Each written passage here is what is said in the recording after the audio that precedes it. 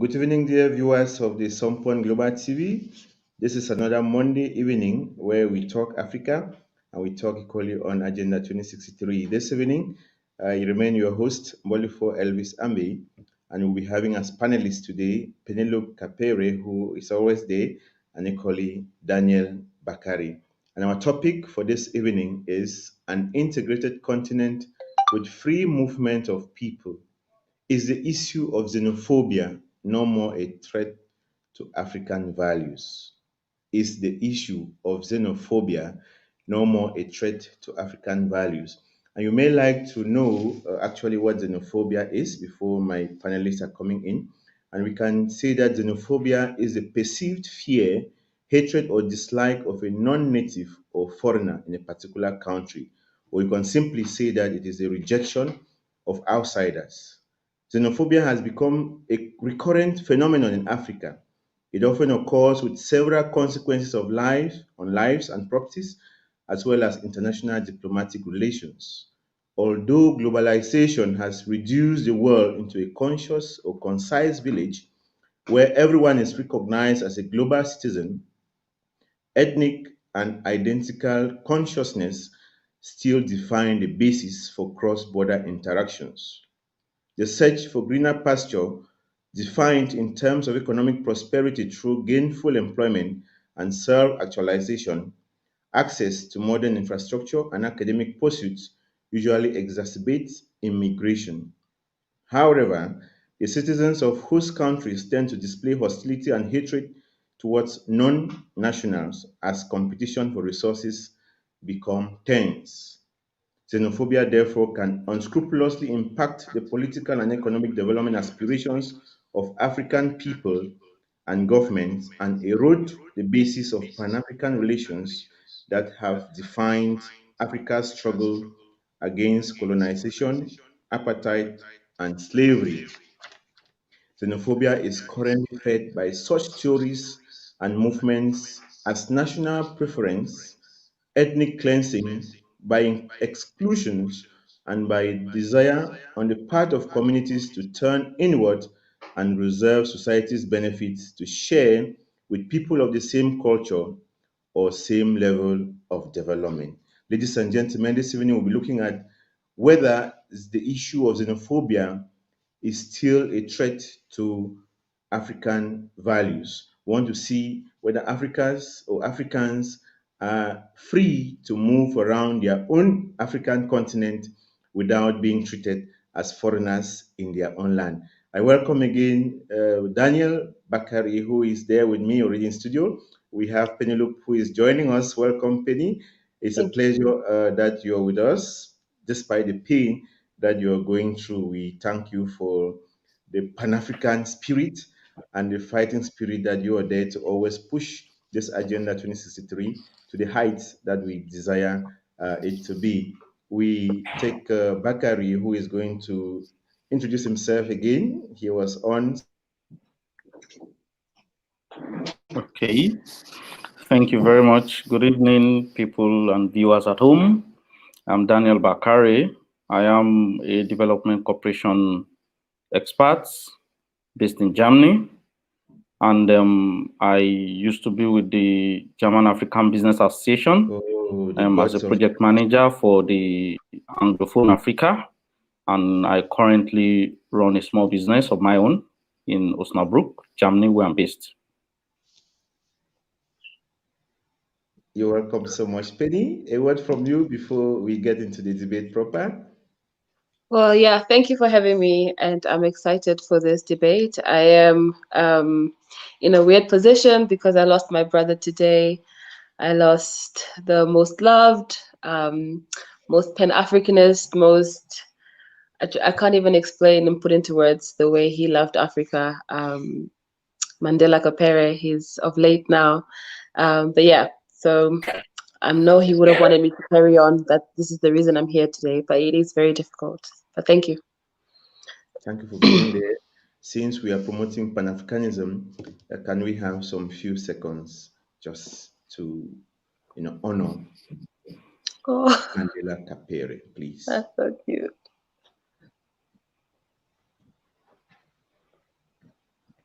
May his soul rest in perfect peace. Thank you so much. We are today looking at free movement of people in the African continent. We talk about talk about integration, and if xenophobia is no more a threat to African values. And I take the very first question. From the onset, Africans have shared values. It means that Africans were each other's keeper. And now, looking around us, can we say today that we still are attached to our values? Daniel, I take you since you're there with me in the studio, where we are hoping that Kapere comes on. Thank you. Okay. Yeah, thank you very much. The values that Africans shared from the beginning of time are unmistakably one of our major hallmarks. It is worthy of note that other parts of the world did envy our values. History makes us to understand that civilization started from Africa, and Africa was coasting, was doing well before, on very many indices, before, unfortunately, the white man came by. The white man came with a lot of carrots and dangled it before the leaders of the African people, who didn't see at the time beyond their nose. And to say that we still have preserved a lot of those our values is to be insincere. However, in the DNA of a typical African man, the value of concern for one another is still deeply etched in him, and of course in her, as the case may be. The value of communal concern is still etched in the DNA of a typical African man. We are those kind of people that look out for one another. We love one another. We'll accommodate one another. We care for one another. We look for the progress of one another. Africa is that place where people lived and sought the good of the other person. A very good example, like I will say time and again, is the culture of business in the Igbo tribe in Nigeria. This set of people are people that commits, the older one commits to the progress and advancement of the younger ones to the extent that he or she, or he does not, in many cases the men do not go into marriage relationships until the last of their mother's children in some cases, and the last of their relations are financially stabilized. It is the Igbo culture where you find that people take other younger ones in business, mentor them, train them, and set them up financially. And those are the kind of things you see in Africa. Now, to say that some of those values have not been eroded is to tell lies. But what we thought is civilization, what a lot of people, propose to be civilization, is actually, a bastardization of the things that were our values years past. And it is the lack of a knowledge of history that makes us not realize that we are alike, we are similar much more than we are different. Yeah, so we got our values and it's still in our DNA. We have our challenges though, but those values are still there. And the more educated people are, the more they keep to those values, the more they take advantage of them, and the more you see it in their lives. Thank you very much. You say we are much similar than we are different, and that civilization has eroded some of our African values, where we used to love one another and hold each other's hand so that we move together and not move alone. It's usually said that do not follow me sometimes because I may not lead you. Do not go ahead because I may not follow you, but work with me so that we can go together. I think Penelope, do you think our African values are still intact?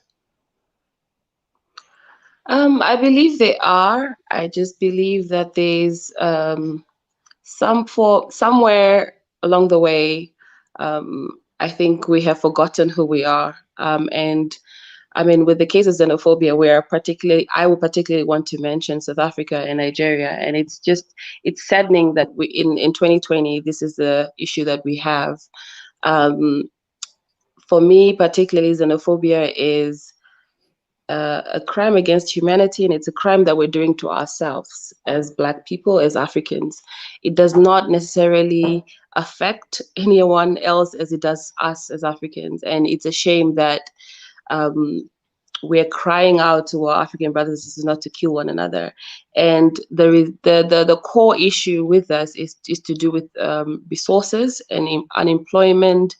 And once we can start thinking about the solutions regarding this, then hopefully we can go back to what we are known as Africans, or go back to our values. It seems like the idea of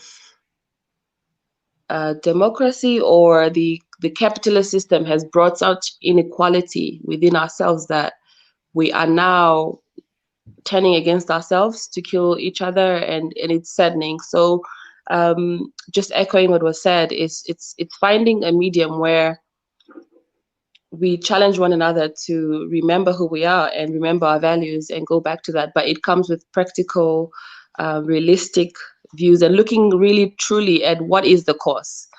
Because I think we overlook that reason as what is the cause.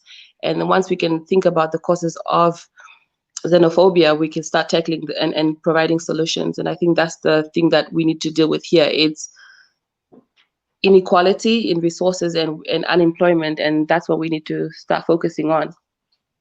Okay, somebody is asking us what is the topic. Our topic for today is an integrated continent with free movement of people.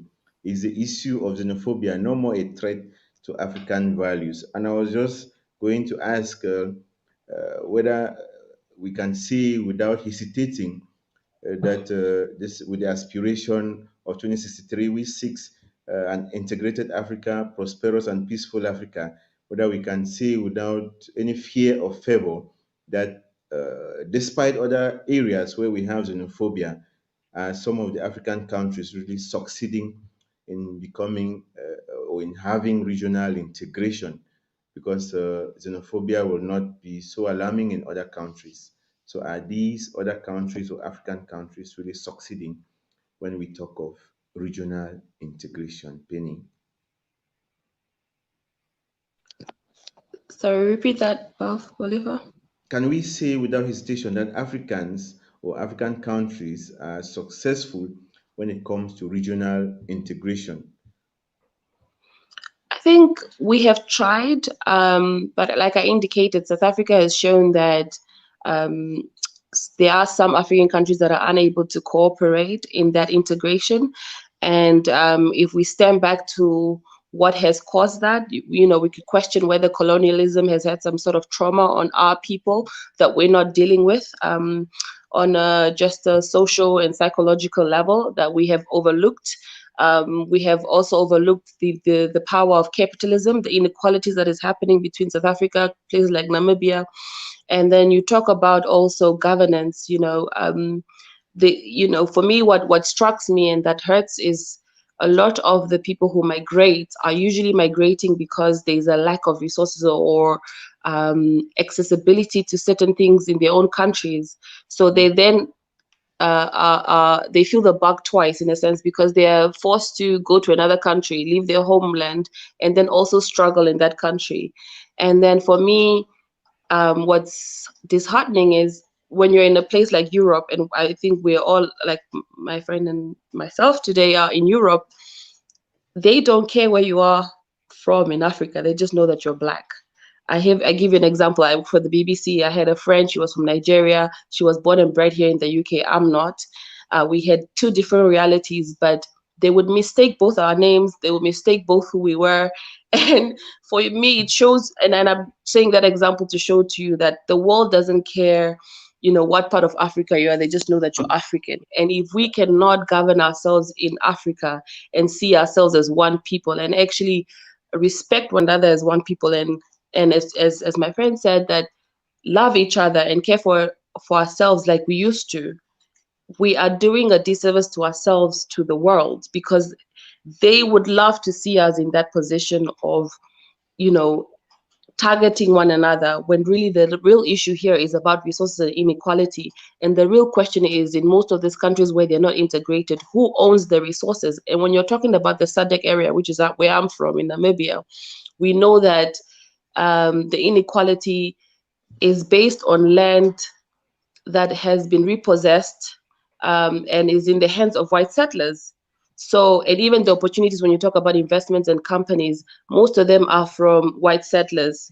So even if it wasn't a Nigerian person that they were targeting, the job opportunities wouldn't be there whether the Nigerian person came to the country or not. So the enemy that we are fighting in terms of xenophobia, we are fighting ourselves, really. And that's disheartening, because it's a lack of education. It's a lack of just really holding ourselves accountable to what the reality is in our countries, especially particularly in Africa, the SADC area. We're dealing with apartheid, and the people they are fighting now are the people who stood with them during the apartheid era, and that's disheartening. So when we're talking of integration, we really need to understand that we work better when we are together as a community and as a people, as an African and as Black people, really. That's my Okay, we own work opinion. better when we are together. I retain that one. Working better when we're together. Daniel, is it you talked about African values being lost or eroded due to civilization, and that we were more similar more than we are different?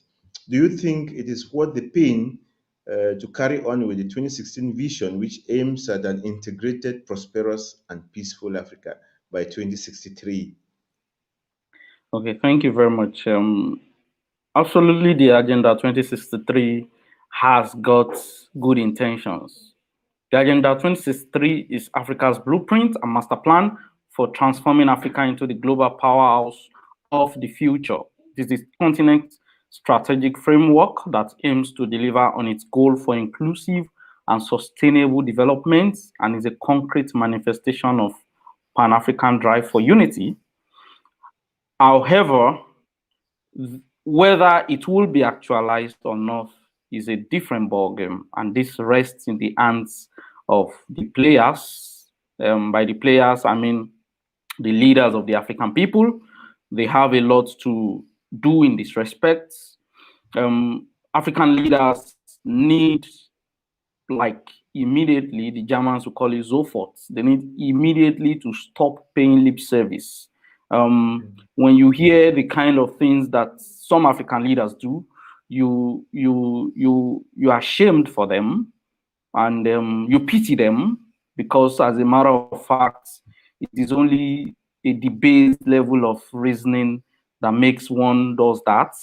And some of these people have the misfortune, I say misfortune, of leading people, because, like they say, it is better to be taught a fool, and it's better to be taught a fool and not be confirmed than to speak and erase all doubts. For some of the African leaders, you might never know how dastard and how debased they are, were they not to have, gotten to places of authority. But some of them have shown clearly that, the authorities that the West that they've been saddled with, they are completely unfitting of it, and that, you could only compare their level of reasoning to that of subhumans. Now, if the Agenda 2063, with the content it has, and the proposition and the structure with which it is planned, is to be actualized, then the leadership have to do much more. Now, the things that make people that predispose foreigners in other countries, in other African countries, to be who and what they are, should be minimized, as a matter of fact.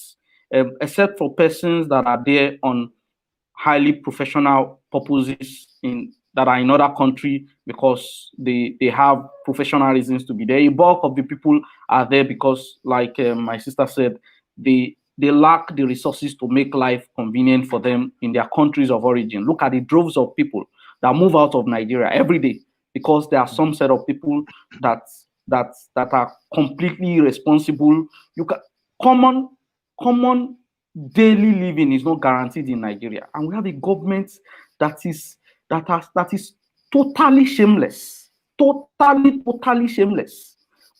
They are just completely moving. You look at them, and these people come out with statistics saying that they are doing well. Shameless individual. They tell you that they are doing well when they publish their indices of performance. You will look around, you will wonder where those indices are. You won't see anything. And it is difficult for people that are enlightened and that have the wherewithal to remain in those kind of environments.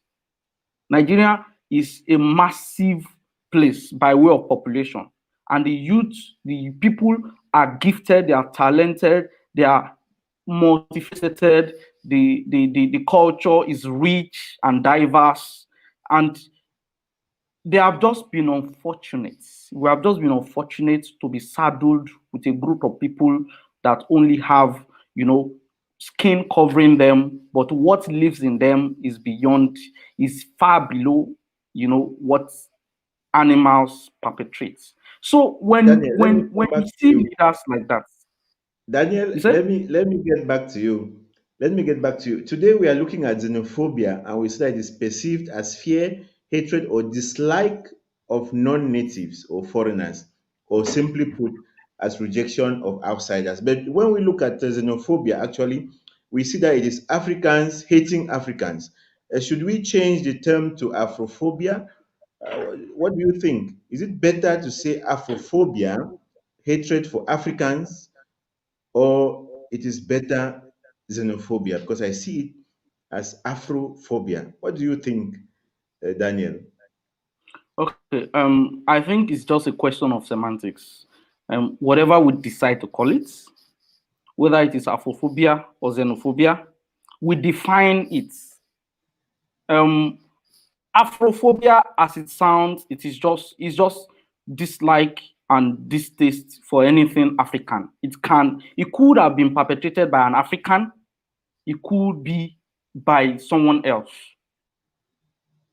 So Afrophobia, I think, is might be a little broader than xenophobia, which is as a result of the fact that people that feel entitled to resources are not able to lay their hands on them based on the fallacy of thinking that it is because some other people who have developed themselves, who are more qualified, have laid hold on those resources. So whatever name we call it, I think it's just our nomenclature. The challenge, the truth remains that we have a problem, and that problem is that Africans are against Africans. Africans see themselves differently from Africans. Africans price Africa lower than they price, the things that come from other countries, and the challenge will continue until Africans begin to love Africa, Africans begin to buy Africa, Africans begin to patronize Africa. But what would you patronize when there is nothing, to live by, when the basic, resources are not there to even access? So I think it's just a question of nomenclature. We have challenges, we have problems, and most importantly, it should not be Africans that are serving as cog in the wheel of Africans. We should at least overcome the challenge that is internal, which is what we now call xenophobia or hate for Africans by other Africans. Okay. We have countries, African countries, that have actually perpetrated and shown very clearly that they don't like other Africans. Penny, what do you think can be the root causes of this hatred for fellow Africans by Africans? Well, the hatred, it seems like, is again for me is a propaganda stunt, because for ourselves to hate what ourselves, which is not necessarily natural, must have come from some sort of perception that, there is some sort of implication that, another African being in the country is the reason for your failure, which is not true, because it's not scientific, it's not economically, the statistics don't add up. And I think we are seeing that very directly. And for me, it just seems like it's a no question. You can't question. I don't understand the whole theory around it. But like my brother said, a lot of the crimes that are being done are from people who are not enlightened, and that's an issue. And to echo your last question about should we call it Afrophobia or xenophobia, it doesn't matter what is happening, what the definition is. The issue is we're killing one another, and in itself that is wrong. When you look at leaders like Kwame Nkrumah, they had a vision for a united Africa. They were seeing Africa as people who were empowered socially, economically, and just politically. And that's the ground level that we need to be. You hear Julius Malema, who's really radical in his saying that if you kill a Nigerian, you're killing yourself. And it's true, because when you come to Europe, they don't care where you are. You are black. And we're already, the idea of racism is we are even impacted more as Africans. So if we are killing ourselves in our own home, where are we safe? And it's disheartening that we are not seeing, we're not even putting sanctions on these issues. Like I liked what Kangame did. He decided not to go to meetings in South Africa. But the issue with that is it's not an us against them. There's a level of education we need to give one another. If there has to be some consequences and some repercussions for this type of behavior. If it's a criminal, we're not all good people. We can all have this idea of a unified Africa, and there's some bad people within it who don't understand it. There should be some, repercussions and some consequences. These are criminals. These are people going against humanity. So there should be sanctions so people understand the implications. As in Africa, we're all globalized. We all work together. The migration of Africans is not. So would you rather a Nigerian goes to Europe and puts that economically, they're putting taxes in that country. If I work and come and put a company in your country, I'm putting taxes in that country. So it's benefiting your country. And if we start educating people on that level where they understand that we don't use big words, we don't try and make it a strategic aim, and we let them understand that actually it's better that another African person is coming into your country. If they're working for less then fine, you go for, the issue here in South Africa is South Africans are always going to be the priority before a Nigerian. So what is the issue at hand? Is it the type of work that they're doing that they don't like? And those are things that need to be, and we shouldn't allow one country to shadow all what is happening all over Africa. We are open for migration. We want a globalized Africa where we are united, where people can easily migrate. It benefits all of us. And I think one other issue to look at as well is education.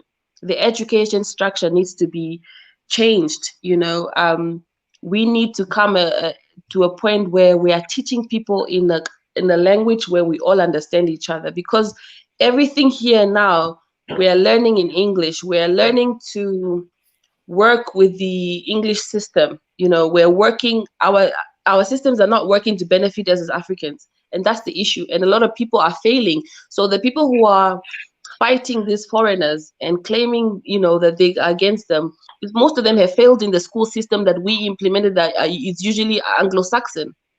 So there's a lot that it's a layered issue that you can't just answer as, it's just because of something. It's really deeper than that. And yeah, so that's my 2 cents on that. Yeah, you talked of migration and participation that migrants will actually contribute to creating taxes. And when you talk of taxes, we talk about income in those countries. I wish to ask, do you think that these countries that want to be so conservative in order can effectively develop themselves without immigrants, without foreigners in their country? I don't God, see look any at Europe. Ask me, what does the UK, what is the main resources of the UK? Ask me the question. We all They don't know. have resources, but the labor force is what makes the UK as good as it does. They have understood the idea of talent. They have understood the idea of human labor. So if I mean, sometimes we have to look at what works in Europe, and I'm in Europe, and I'm telling my fellow Africans, because people are saying we're the brain drain because we're in Europe, but it's small things like this that if African leaders are not opening themselves up and understanding the implications of what this small issue could have on just investments in Africa, it's big. You know, we should not be okay and having this type of conversation in 2020. It's ridiculous to me because Europe does not see it like that. The reason the UK has, I mean, Brexit is showing that people are becoming more nationalistic, and obviously there's an uproar, but they've had to contain that behavior because the UK cannot, no place in Europe can function without the EU, and that's an integrated block of migration of labor. And it can only work if people are on the same page and understand the power of immigration. Why am I accepted in Europe? And it's not even that I'm accepted because I am Black. I'm accepted because I have talent. But if it was from their own issue, they would not want me in this country. And I know that. So if Africans cannot open themselves up to understanding that the talent that we have on the ground is useful in terms of migration, if Nigerians are known to be great at IT and known for you harness that talent. What are South Africa known for? If they're good at certain things, then you harness that talent as well, and it works together. And that's what we should be putting the message across with our media, with our education, so that we create a better economic place for ourselves. And we have other challenges rather than whether you are South African, I'm Namibian, you're Zimbabwean. We should not be fighting over those battles. That's ridiculous to me. Thank you so much. I saw Daniel laugh when I asked about, the conservativeness of some African countries, and I'm sure that he has something to say. Daniel, do you have something to say about conservation of countries? Can they actually develop? Because here we're Okay. talking about African countries that want to conserve resources to themselves. You know, the issue that we have, and like I would say, I said this in a way before, and I would reiterate it, is that Africans don't realize that we are all one and the same. And one of the strategies, and that's why I think, like Penny said, is a layered problem. One of the strategies that the West has used to perpetuate the problem that Africa finds itself is to sell a system of education to us that seeks to undermine history. In most educational systems in Africa, history is relegated to the least important, status. Because if people understand history, they will understand that it was only just 130 years ago or thereabout at the 1885 Berlin Conference that Africa was chunked up into nations. They would understand that just up until 1884, we were just Africa. So whether it's going to be the Niger area or the whatever kind of basin, whether it's going to be Congo or Namibia, all of that came about just as recently as 1885. So, but when you don't know, you will be willing to defend whatever it is that you think belongs to you with your life. You know, a lot of the people that do these things that are the instruments, they themselves do not value life because they've not seen anything that is worthy of living for.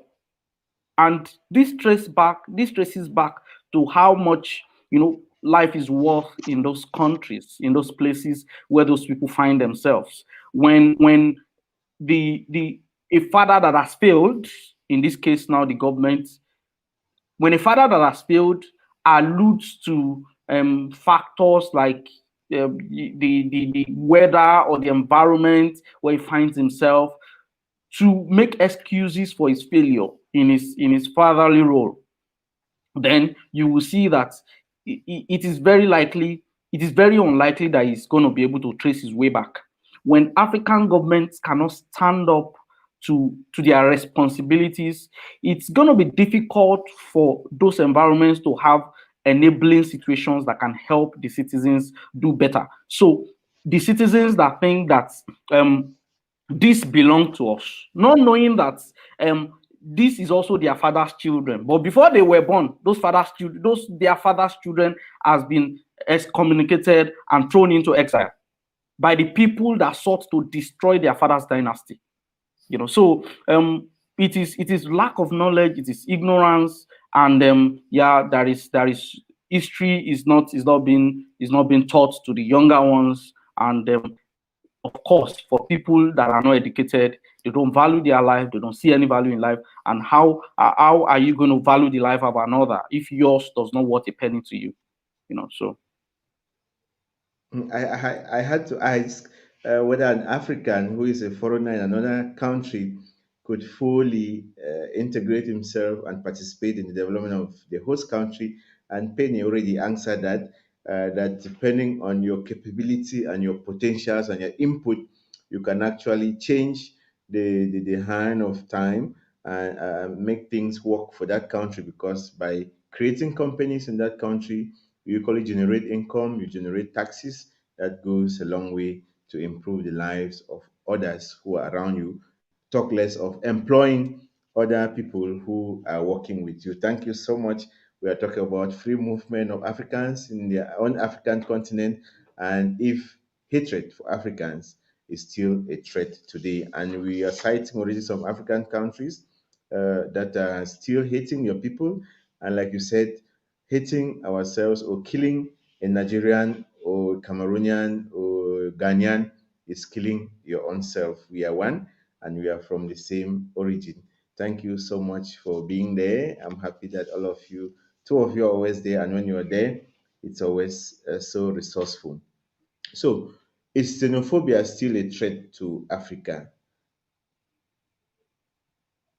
Penny, is xenophobia actually still a threat that can inhibit or influence people to actually move around freely? Because we're talking about an Africa, we're even looking forward to having a unique passport that you enter everywhere, anytime, without anybody asking you, where are you from? Because already we are black skin, being discriminated out of our own African country. And you said, if we are discriminated in our own African countries or continent, then who are we? Where can we be safe? Do you think that it is actually a threat that threatens the free movement of people from one country to the other? Yes, xenophobia is still a threat. Unfortunately, to say, yeah, it is still a threat. And for me, I feel like xenophobia is a sister or is interbred with tribalism. I feel like the layers of tribalism leads to people feeling superior above a certain ethnic group, and then it's also more refined when a certain particular tribe gets into power or gets into better political power and influence, and those reasons start to systematically breed this idea that they're supremacist or they're better than, um, and I think we did not think about what that would mean. We didn't look ahead, and I want to add that this maybe we need to start peeling those layers back and trying to do what Kangame is doing. He's Rwanda is a good example of how wars between two tribes can really get as far as a genocide, and then also how he has reformed that process to ensure that Rwandese people first see themselves as Rwandese before they see themselves as either Hutu or Tutsi. And I think that's important if we want united Africa. We need to look at ourselves first as Africans before we see ourselves. For me, particularly, to see myself as a Namibian and then a Herero, that should be at the later stage. But first, I'm African, and then second, I'm Namibian, and then thirdly, I'm a Herero tribe. Rather than saying I'm a Herero woman from Namibia, you know, and those things really, we don't realize they breed a level of pride that's irrational, and in this democratic structure is defeating the norm, is defeating ourselves. We are working against ourselves because the capitalist system is a reformist system. You need to work with what, you know, with talent, with just, you have to have a fiscal policy that is bringing in taxes, and that doesn't matter whether you're a Ghanaian or whatever. Can you do the job? You know, or else we'll be favoring certain people over others for who don't have the talent and the skills. And this is what European friends have used against us. You know, they come in, China comes in today, it's Europe tomorrow, it's Russia tomorrow. We keep bringing people in, and we value them based on their color, based on what we heard about them, not actually qualifying them for the role. And then we disqualify ourselves. Because at the end of the day, they're looking at Africa and saying, what have you done? It's post-colonial now. We can't blame them. Yeah, and we gave them freely the land, especially for South Africa. They own over 80% of the resources in the land in South Africa, and yet they're killing each other as Black people. Who do you think is really having an issue there? Do you think it's the white settlers there? Surely not. And these conversations, yeah, so that's my 2 cents. So xenophobia is an issue in Africa, and it's a big threat, and we need to get past it. Daniel, if we put sanctions in place and some consequences as well. what is your take on Yeah, that, Daniel? Is it still a threat? she just took most of the words out of my mouth. w- we've not even come to the point of discussing xenophobia when our internal issues are so boiling and hot. In situations where a crusade for a good cause arises from a part of a country, in many African countries, the other parts that are opposed to them, even though it is a generally good cause, will automatically say that they are opposed to that cause. It's just common madness, you know. And I'm sorry to say, Africans need to be better enlightened.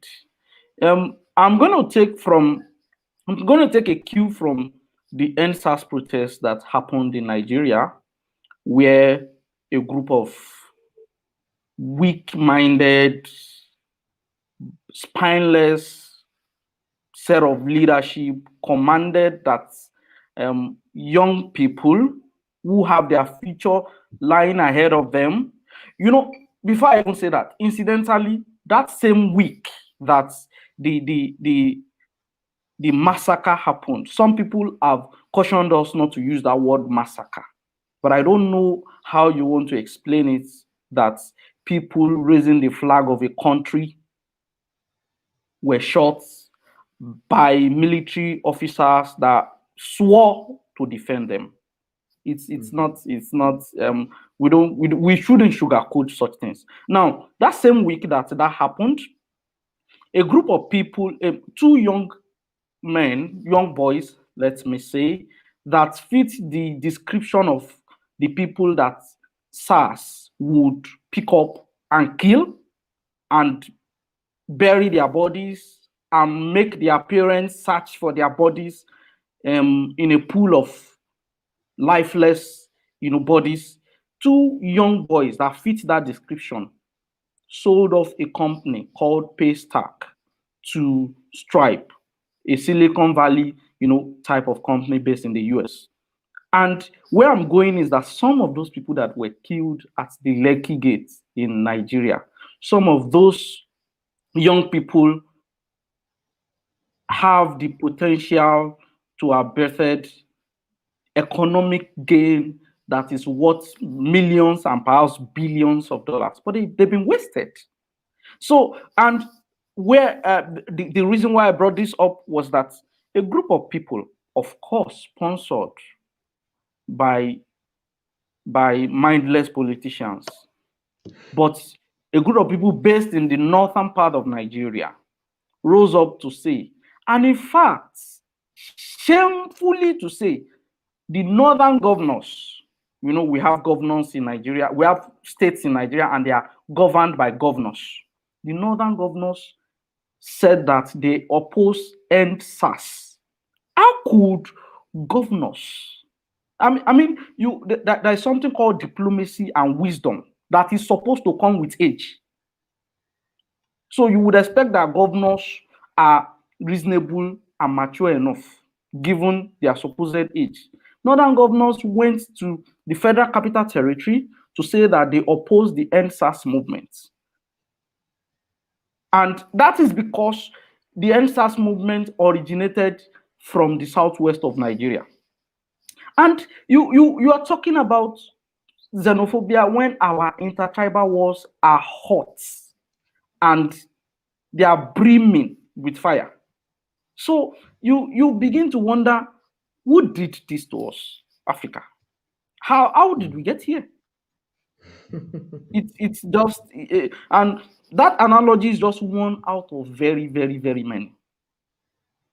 When you go to some news platform in Nigeria, it is always Yoruba against the Igbo and the Igbo against Hausas.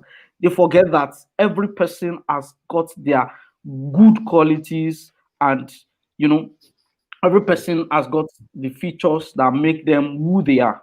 In Nigeria, we have over 400 or 450 dialects, tribes. The tribes that are composed there, so diverse, and they all have their features, special features that mark them out. But rather than look at those things that are of economic value, we seek to concentrate on the things that are differences. It's sad. It's sad. Thank you, Daniel. I want to acknowledge the participation of Eno Magi. We have Batemuna Abeke, and we equally have Solia, who are participating on the platform very actively on the topic of today, which we are looking at the free movement of people in our African continent and whether xenophobia is still a threat to our African values. And thank you very much for that submission. What do you think? I'm happy that two of you are in the diaspora. What can be the role of the diaspora in fighting against threats to African unity? How can the diaspora contribute, Penny, to get those factors away that try to divide us instead of bringing us together? I think one thing that we could do in the diaspora is showcase our talent and our expertise, and probably be more vocal in how that has been beneficial for Europe, and maybe expand ourselves and open ourselves to the market in Africa. Secondly, also by being very, I think most people in the diaspora you'd find have either, it sounds very minuscule, but people in the diaspora usually interdate or interrelate. What brings us together is mainly because you're African in Europe. And that's the biggest selling point. And to people in Africa, it may seem very small, but until you're in Europe, you don't realize how important that is, to just feel seen and heard because the person comes from Africa and can really understand your struggle. So for us, it's actually more disheartening to know that we are fighting for a battle that's not being won. So if anything, it's for us to keep urging our brothers and sisters to say, we need you guys to be together, because that's what we do it for.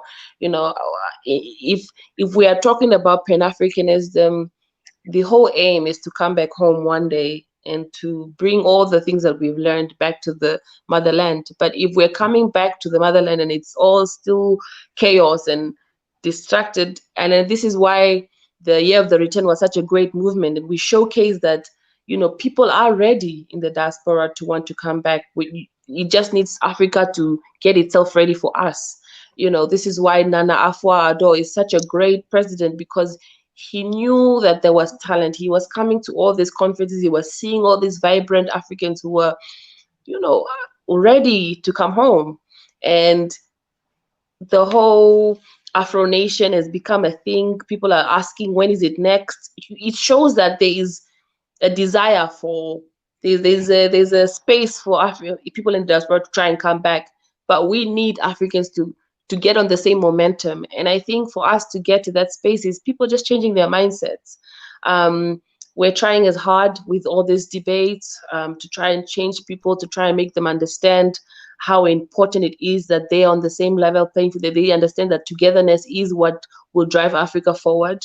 They need to understand that we are not just here because we think we're above them, but we see potential in Africa, but we can't come to Africa if civil unrest is an issue. Nobody wants to be there. Honestly, if there's no, we can start dealing with solutions of let's put water in place, let's put electricity in place, but we cannot deal with civil unrest because we can't argue against that. You know what I mean? So the only fight we have is we like to see when we have political leaders, youth leaders like my late brother who were driving for that integration. We need more leaders like that. And we're happy to support them. And I think people in diaspora, what they could do is support very enthusiastic leaders who are all about integration, who are all about diversity, who are all about a unified Africa. Those are the people we can still back and support and keep calling out, because they are youth leaders who are ready and who are trying to change Africa. Julius Malema, who's spoken up against things, and those are people we back on certain policies because they are right. And think of Africa as it's a starting block for something greater. Let's not see Africa as the end, like this is the end. And I think what my brother said was right, that the people who are doing this are not seeing the benefits of, or they've just come to the end of their life and they're not seeing any, but maybe we need to start to sell a picture of there's more to be done, and Africa has potential, and we need to start believing in that. We have more to give the world if we stand together. China is showing how they've done it. We can do it on our own accord, on our own terms, for our own people, and we can do it ourselves as well. We need to just trust in ourselves, trust in our being Black, that we're capable of doing it.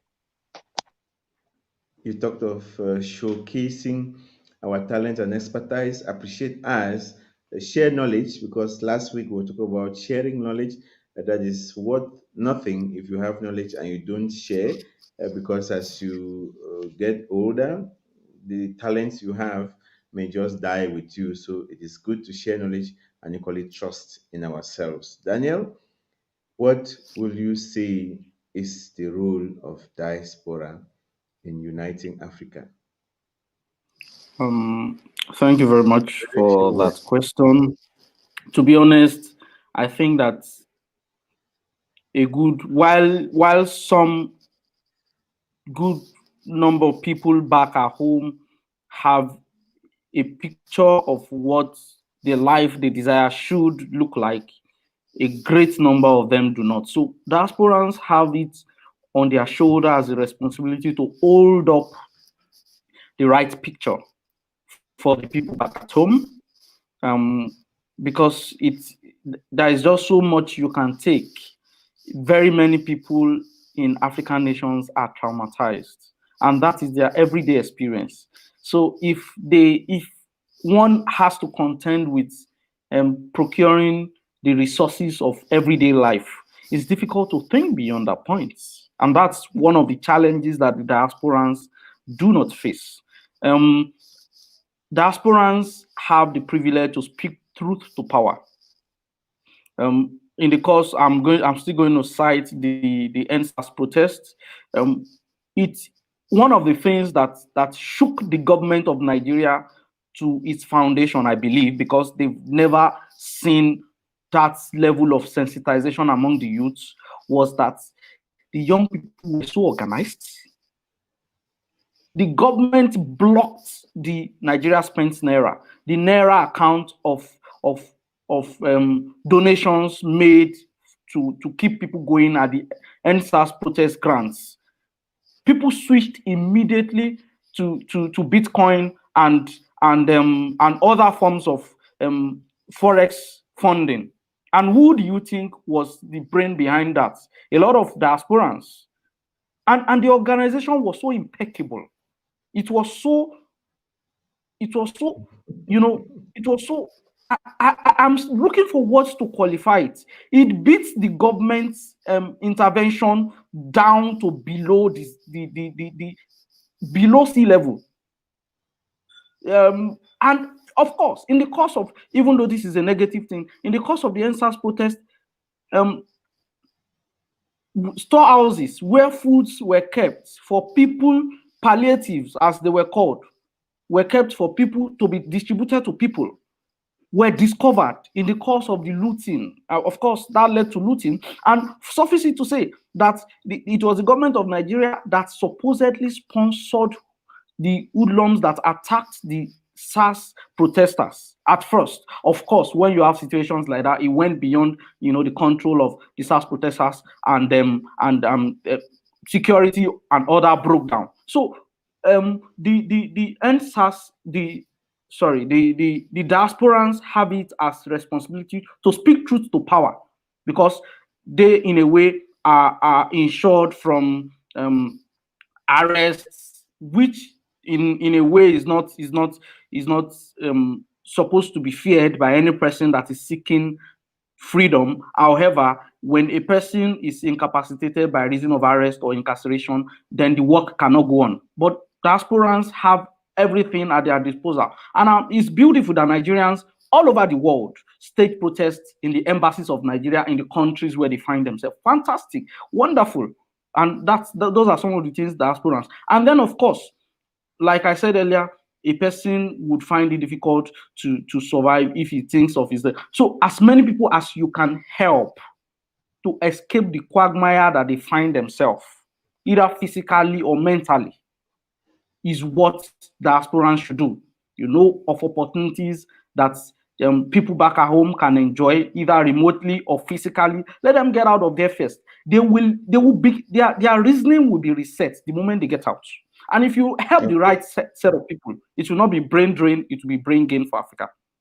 Thank you so much. Not brain drain, but brain gain for Africa. One last word, your very last word before you go, Daniel. What would you say to those authorities, African authorities or countries, where we still find rejection of Africans in Africa? Your very last word, you can join it to equally a word to the government or the authorities of that country as well as the citizens. A word for them. Okay, thank you very much. The buck stops at their table. Whether it's going to work right or not is the sole responsibilities of the leaders. Now, they serve as the link between the people and the outside world to a very large extent. They are the ones that get the donations and the aids and appropriate it into their personal pockets. They are the ones that take the monies meant for development and use it to establish their children in Western worlds. The buck stops at their table, and the world can see it, and it is a shame. But beyond that, we hope that they would turn a new leaf, because the new generation of African youths that are rising now, these ones will never take a no for an answer. So there's a revolution coming up, and is a sensitization, is a mental war, is a cerebral thing. Nobody's going to take up guns, at least reasonably, to cause mayhem. But I would like to send a note of plea to them to consider that they have a lot to do in this mix. And the earlier they turn new leaves, the earlier they emulate the few good examples that there are, the better for us all. And I do hope that Africa will find its footing very soon. Agenda 2063 is doable. And the diaspora, like we have with Sompon and the other, good meaning organization, diasporans would do the much they can to make it a reality. Thank you, Penny. One last word from you before we end the program. Well, I firstly just want to thank my brother for paving the way for me, because he believed in Africa, he believed in Pan-Africanism, and he stood for it. So he, to me, is a great example of someone who cares for Africa and died for Africa. So I just want to say thank you to him. And one thing I want to call out to Africans and to our leaders is when we are fighting each other, we're working against each other. Um, the world needs to see us unified for them to believe in us and respect us. And if we can do whatever it takes to even put sanctions against these countries that are, not taking this very seriously, I think we should take a stand, because um, the Africa that we're hoping to build in 2063 can be done and can be better. Europe is already thinking about being on another planet. That's their aim at the moment. We are still fighting battles on ourselves. It's disheartening that we have the resources, we have the biggest youth population in the world, and yet we're not utilizing that. We're not tapping into that talent because of insecurities from elderly leaders. I think we need to remove ourselves from the equation and think about the future of Africa. We could be the most technical, like techno-based continent, the most manufactured. We could manufacture products, services. We could be that. We could do what India did. Why do we need to be at a position of aid? We need to ask ourselves why we've known ourselves to always own kingdoms, and this is not who we are. So if we get back to African values of kingdom and chiefs, remember that we are better than this, and we need to fight for that. And that comes with utilizing young people's talent on the continent, and we can do it on the continent, and also attract us who are here in Europe to come back. But that means really standing up for the vision of Africa and wanting more for African people. That's all I Thank you can so much, Penny. I want to thank Penelope Kapere say. and Daniel Bakare for sitting in today for this program. We're looking about xenophobia and the threats that it perpetuates on Africa, and equally limiting the movement of people as well as integration in our own continent. We are taken or considered as foreigners when we are supposed to be each other's keeper. Thank you so much for being with us. And I leave you with the words you said: we have to showcase our talent and expertise, appreciate ourselves, share knowledge, and trust in one another. That's how we had it for this program today, the debate. Take the program again next week, and goodbye for today. Thank you. Thank you. Goodbye, guys. Thank Bye, everybody.